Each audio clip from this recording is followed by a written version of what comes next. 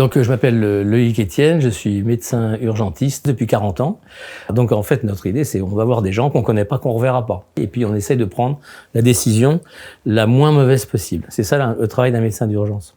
Et puis ensuite, je me suis intéressé dès 1987 à ce qu'était ce qui s'appelle maintenant la e-santé, ce qui à l'époque n'avait pas de nom. Et c'était de répondre aux questions des gens. On a fait 450 000 téléconsultations avant que ce mot même existe. Ceci dans une hostilité carrément de la part de tous les ordres pouvant exister et du ministère de la Santé. Donc on a fait ça pendant 13 ans, ça a été notre travail sur Minitel. Ensuite j'ai monté drclick.com en 2001, donc il n'a fait que reprendre ce que nous avions fait sur le 3615 écran santé. Et ensuite en 2013, j'ai monté Medvir, qui est finalement une intelligence artificielle dont le rôle est de finalement faire toujours la même chose, de poser des questions aux gens pour essayer de comprendre quel est leur problème, quelle est leur plainte et quels peuvent être les diagnostics éventuels, ce qu'il faut faire, ce qu'il ne faut pas faire, qui appeler, dans quel délai, etc. Et c'est notre travail depuis maintenant 35 ans. Alors ce que vous voyez là, c'est ce qui se passe. C'est la manière dont c'est organisé dans le cerveau d'un médecin urgentiste, mais qui s'intéresse à l'urologie. Donc là, vous avez une quinzaine de pathologies. Donc imaginez ce que ça fait pour 1200 pathologies, ce qu'il y a à l'intérieur de la machine, et sachant que dans la médecine, il y a 17 000 maladies. Donc vous voyez le réseau neuronal qu'il faudrait pour arriver à rentrer toute la médecine à l'intérieur. Mais c'est qu'une question de temps, c'est pas compliqué. C'est juste une question de travail, une question de temps. Alors là, ce qu'on voit ici, c'est ce qui se passe dans le cerveau d'un médecin urologue. C'est donc un réseau neuronal avec toutes les maladies, les symptômes qui se trouvent à l'intérieur de qu'il a en mémoire dans son cerveau. Et quand on regarde ce que donne une maladie, une seule maladie, voilà, c'est ça. Par exemple, la maladie de Gaucher.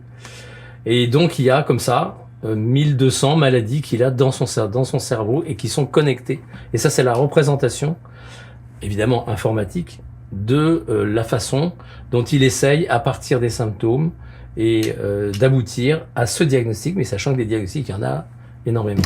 Et en fait, nous, les médecins, nous raisonnons sur ce même mode, en passant notre temps à sous-peser les symptômes et à voir s'ils correspondent à une ou plusieurs maladies. Et notre travail, c'est un travail d'entonnoir dans lequel petit à petit, on essaye d'aboutir à un ou plusieurs diagnostics ou surtout aboutir à une décision. Parce que ce qui compte en urgence, c'est pas le diagnostic, c'est la décision. Moi, je pense que, et je suis pas le seul, le premier qui l'a dit, c'est Canguilhem en 1942, Georges Canguilhem, la médecine est un art dont l'un des outils est la science. Je ne fais que répéter ce qu'il a été le premier à dire. Et moi, je n'ai pu le faire, en fait, que parce que j'avais eu une sensibilité artistique. Bon, j'ai fait de la musique de film, j'ai fait plein de musique, etc. Donc, je fais des orchestrations. Faire une orchestration, ça demande une rigueur absolue. On dit d'ailleurs, c'est réglé comme du papier musique. Et si vous respectez pas une harmonie, que vous restez dans un certain domaine, et vous allez faire une fausse note. Et la fausse note, tout le monde on va l'entendre, on va dire ah ça va pas. Et la base de données, elle dit ah il y a une donnée, ça va pas, c'est pas cohérent. On doit être au service de la base de données, mais on doit la concevoir comme si c'était une partition de musique ou comme si c'était un tableau ou comme si c'était de la littérature. D'ailleurs, on commence toujours, quand on fait un cahier des charges, c'est toujours de la littérature. Il y a toujours des pages et ça doit être bien écrit en français.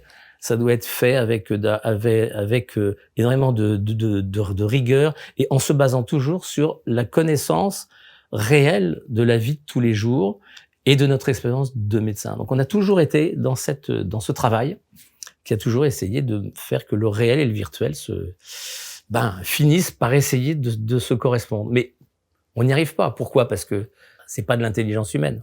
Et on n'y arrivera, je pense, jamais. Jamais.